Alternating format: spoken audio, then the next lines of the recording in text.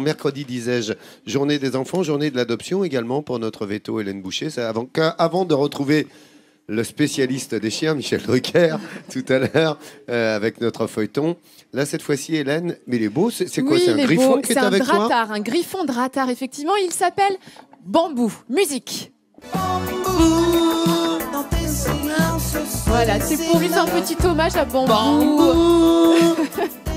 Excuse-moi, je suis en train de piquer le plan de Vincent Ferniaud. Bambou. Allez, je vous... Il va pleuvoir, il pleut déjà, c'est pas la peine que je chante, toi. Quelques mots sur Bambou. Bambou a donc 7 ans. C'est un mâle, c'est donc un griffon drattard. Alors, ça fait 3 ans déjà qu'il est au refuge, car il faut savoir que des chiens comme celui-ci, des chiens de chasse comme celui-ci, généralement les gens passent devant sans même se retourner, sans même les regarder, en disant « bon, c'est un chien de chasse, moi je ne chasse pas ».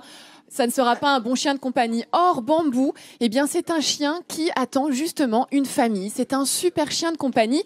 Et le refuge, le Pied de la Bruyère, qui est situé à Aunay-sur-Odon, eh bien, ne le laissera pas justement pour des chasseurs. C'est vraiment un chien. Regarde la caméra, mon grand. Oh là là, fais un beau sourire. Est-ce qu'il est mignon, ce chien? Il a une tête géniale. Il est gentil, il est avec doux, craque, il est câlin, il s'entend bien avec les femelles, avec les autres mâles aussi. S'ils ne sont pas des chiens dominants, il n'y aura pas de problème.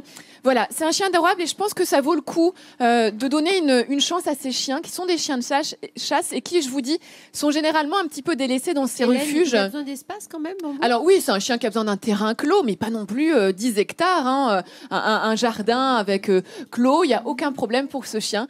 Voilà, un super chien et je tiens à souligner le travail de Madame Léniel, qui est à la tête de ce refuge depuis bientôt 25 ans.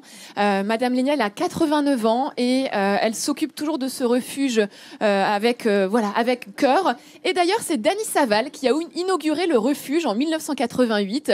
Donc ça tombe bien quand même, hein, vu qu'on parle de Michel et de Dany cette semaine.